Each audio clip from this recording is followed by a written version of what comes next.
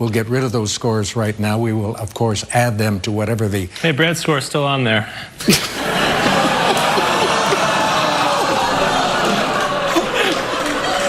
Wow.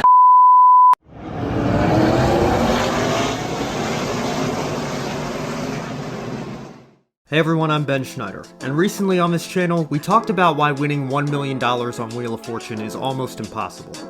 There's a lot that has to go your way, but you also only get one chance at the prize since there are no returning champions. Sony's other big game show, however, does feature returning champions, and there's no limit on how many times they can come back to defend their winning streaks. While winning $1 million on Wheel of Fortune requires an insane amount of, well, fortune, and an excellent skill set at solving word puzzles, winning $1 million on Jeopardy requires an insane amount of knowledge and consistency. And if we're being honest, a little bit of luck is probably needed here too. So today, let's take a look at why winning $1 million on Jeopardy is almost impossible. Like with Wheel of Fortune, Merv Griffin's other creation hasn't always offered $1 million prize. Jeopardy originally premiered in 1964 with Art Fleming, shortly after the quiz show scandals of the 1950s uncovered that many of the popular big money game shows were actually rigged. So Griffin's wife gave him the idea to create a show where the whole idea was that they would give the contestants the answers. But in a twist, they'd have to come up with the questions. Because of the scandals, even the first few years of the current version, first hosted by Alex Trebek, saw contestants limited to how much money they could take home. Frank Spangenberg famously won $102,597 in 1990, but could only keep $75,000 of it. The rest was donated to a charity of his choice.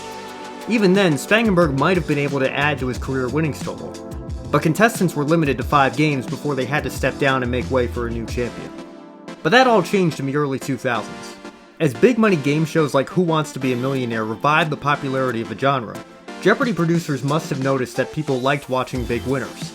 So with the days of the quiz show scandals and winnings limits long gone, Jeopardy removed the 5-day cap from its champions, allowing them to stay on the show as long as they kept winning. Now they can win as many games as their talents will allow. And that could mean perhaps champions leaving us with $250,000 or $500,000. Who knows? We've seen some incredible win streaks over the years, but with an average Jeopardy champion earning anywhere from $15,000 to $30,000 per episode, it doesn't take a math major to understand that if you want to join the Jeopardy Millionaires Club, you're going to have to stick around a while. With season 38 just wrapped up, there have been 8,695 episodes of Jeopardy, and with at least 2 new contestants every game, plus accounting for tournaments and spin-off shows, you're likely looking at almost 20,000 people who have appeared on the show over the years. And of all of them, only 5 have a career winnings total over $1 million. And just as we noted with Melissa Joan Hart in the Wheel of Fortune video, I'm not going to be talking about Michael McKean here. The $1 Million Celebrity Invitational was a one-off. Now hopefully that answers the question of whether or not it's almost impossible. But as for why it's almost impossible, we're going to have to take a look at each of these 5 contestants and see just how they got there. And we'll start with Jeopardy's first millionaire.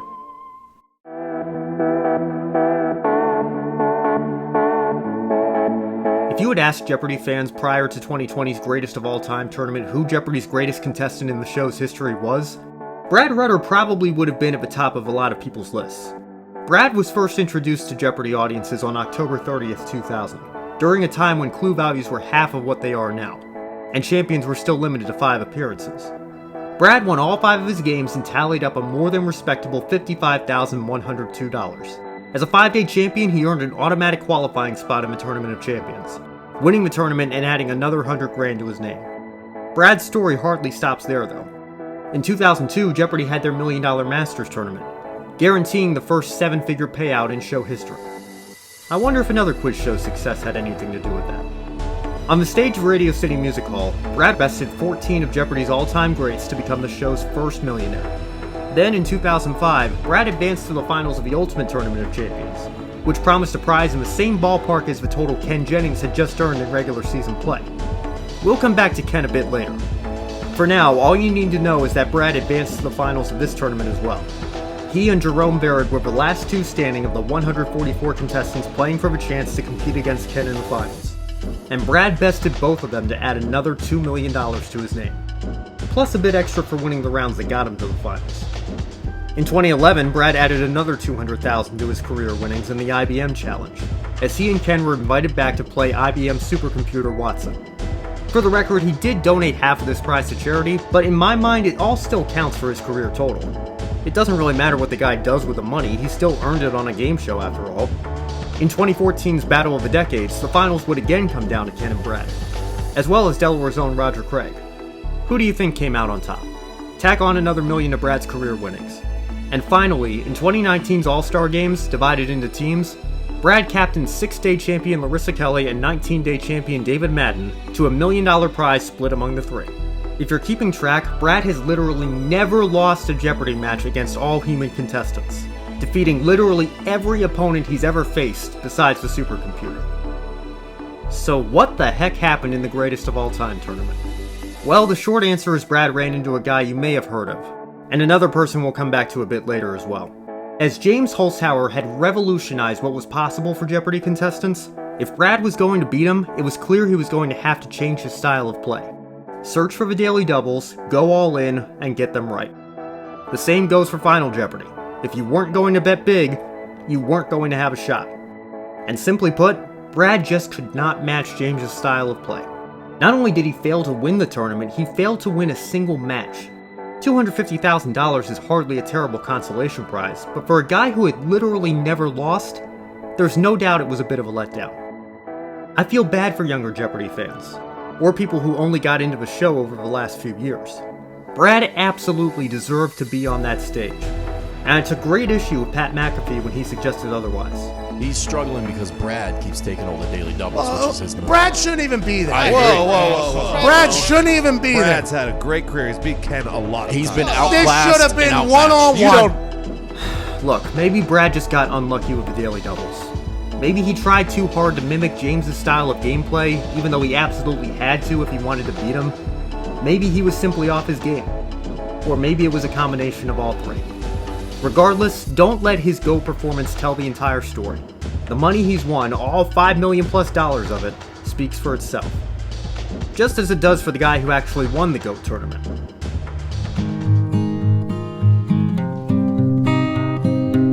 Ken Jennings needs no introduction. This is a man without whom Jeopardy's story cannot be fully told. Over the last 2 decades, Ken has gone from being a humble software engineer from Utah to the new co-host of a daily syndicated program.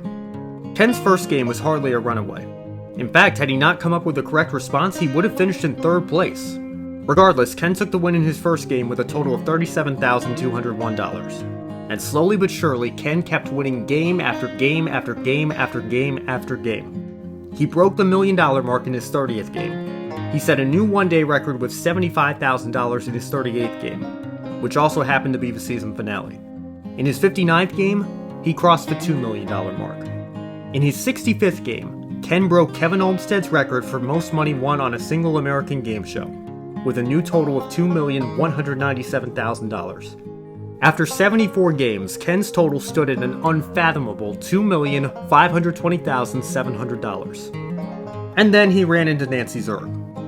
It's kind of remarkable how all this happened. Ken just finally got unlucky with the clues.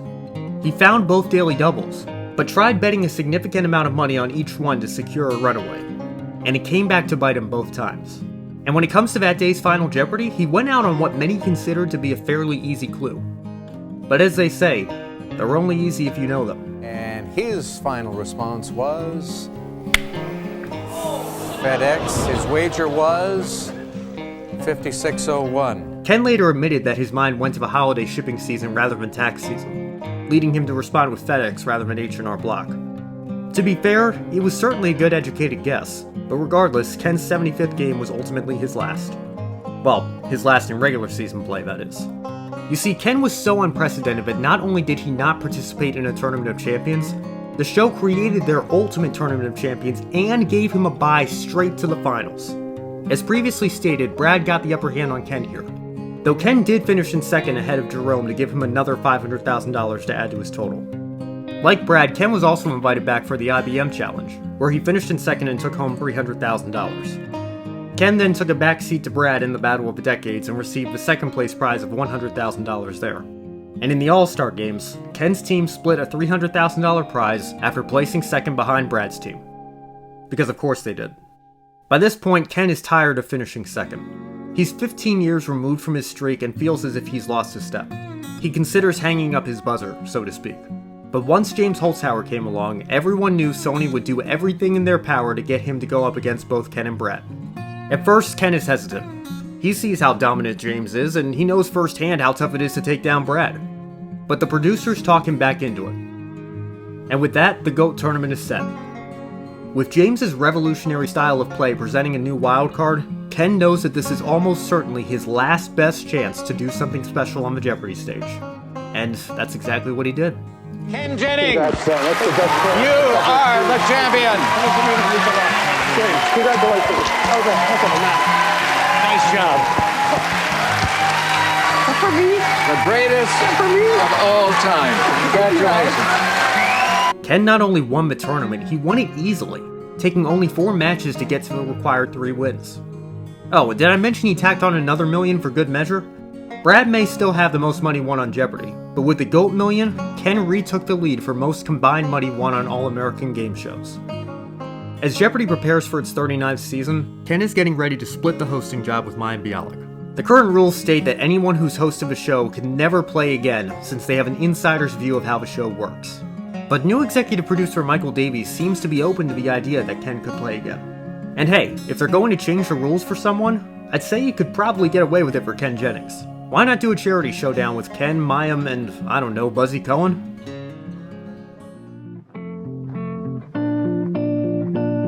Now let's talk about the third member of the Jeopardy Millionaires Club. Simply put, James Holzhauer is the Wilt Chamberlain of Jeopardy. No one has set more records, and I feel pretty confident in saying no one will even approach some of his records anytime soon. James came onto the scene on April 4th, 2019. He won $43,680 in his first game, which set a record for season 35 up to that point. But that totals mere peanuts compared to what he was about to win. In his 4th game, James didn't just set a new one-day record, he absolutely obliterated it, earning a total of $110,914. He'd go on to break his own record a couple of times, topping out at $131,127 in his 10th game.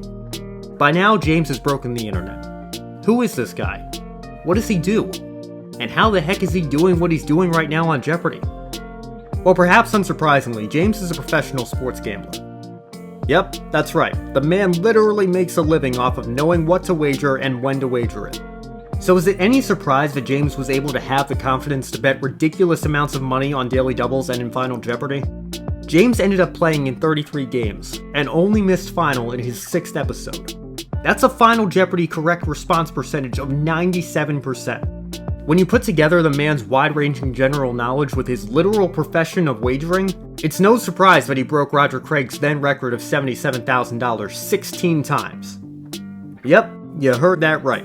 Roger's old record was $77,000. James's average was barely under $77,000, as he surpassed that total in half of his 32 wins. I won't list every single one of James's records here. All you need to know is that he racked up winnings at a rate we've never seen before and may never see again. So how did this guy finally lose?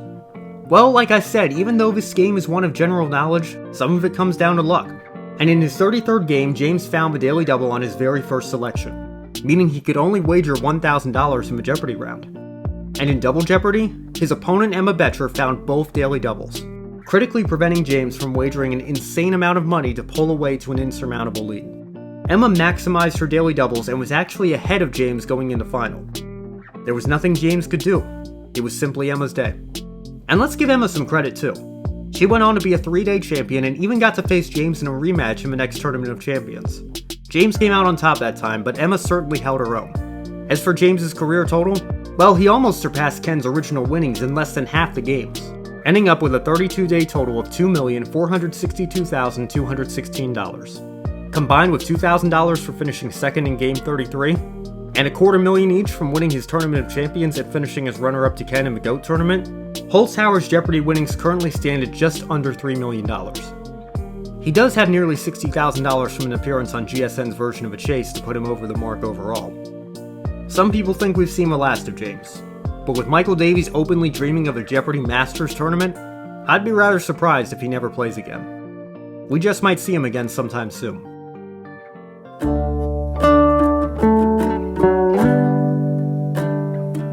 now moved firmly into a new era of Jeopardy. And it's time to talk about the first Ultra Super Champion of the post-Alex Trebek era. Matt Amodio's run was unprecedented for several reasons. For starters, Matt's first show aired July 21st, 2021, while Jeopardy was still firmly in the middle of its guest host parade. His first 3 shows were hosted by Robin Roberts, and throughout the rest of his run, he'd play with LeVar Burton, David Faber, and Joe Buck to close out season 37. Mike Richards started season 38 off by hosting the first 5 episodes before stepping down from the position. I've already talked enough about that, go check out my video on Mike if you really want to go down that rabbit hole. Once Mike stepped down, Mayim Bialik was the first to step in and continued hosting throughout the rest of Matt's run. With Ken set to host the Tournament of Champions in November, Matt will have played under 7 different hosts of Jeopardy! A mark that might just be more unbreakable than any of James's records. But back to Matt's actual games. Matt was kind of all over the place. He wasn't as accurate in Final as James was, but most of the time he didn't need to be. Most of his games were not only runaways, they were runaways that allowed him to bet big in Final Jeopardy!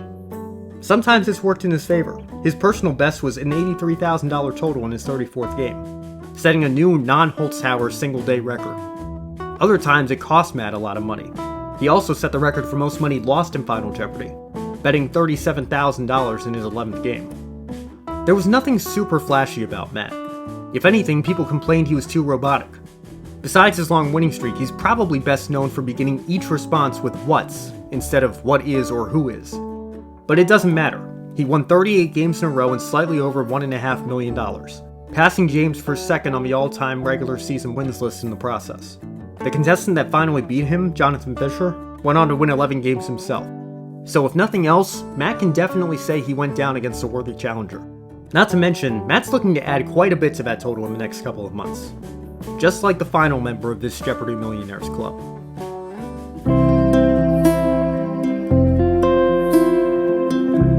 If anyone asks, I'm not related to Amy Schneider. Though I will admit, it was pretty amusing seeing my last name turn into a verb on Twitter as Amy went on a weeks-long winning streak of her own. Last season was a season of streaks, and Amy won her first game on November 17th, 2021, by upsetting 5-day champion Andrew He. At the start of her run, Amy's Final Jeopardy! Performance was on track to match that of James, as she gave the correct response 14 times in her first 15 episodes. And in her 28th game, she became the 5th and most recent Jeopardy! Millionaire, the same amount of games it took Matt to reach that mark. While Amy also gained headlines for being the first openly transgender contestant to qualify for the Tournament of Champions, she made it clear that while her identity is hardly insignificant, the main focus should be on who she is as a Jeopardy! Champion. Saying, "The fact is, I don't actually think about being trans all that often, and so when appearing on national television, I wanted to represent that part of my identity accurately. As important, but also relatively minor." And what Amy accomplished as a Jeopardy! Champion in her original run more than speaks for itself on its own. On January 24th, Amy won her 39th game, passing Matt for second all-time behind Ken's 74. Just 2 days later, however, Amy was defeated by Roan Talsma, who took advantage of a late true daily double to keep the game within reach before offering up a correct response in Final Jeopardy! All told, Amy's career total stands at nearly $1.4 million. And like Matt, she's got a shot at even more in a couple of months. As for the immediate future, Matt and Amy's winnings totals will be outdated a couple of months from now, as they compete against each other for an additional $250,000 in the upcoming Tournament of Champions.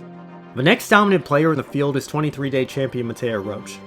But with only $560,000 in change so far, Matea is going to need to come back for at least one more future tournament if she wants to join the 7-figure club.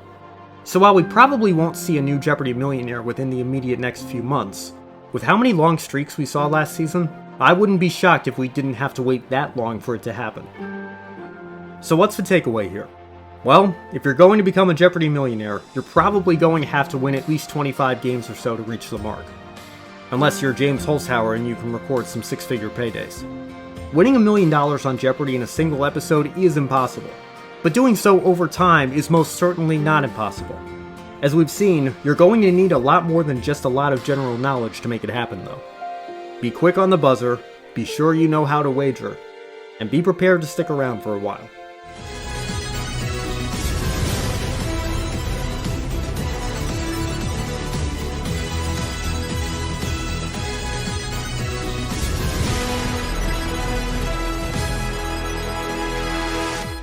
And James and I get along too, for the record. No matter what Twitter says, that's all joke. Oh, good. I'm glad to confirm that.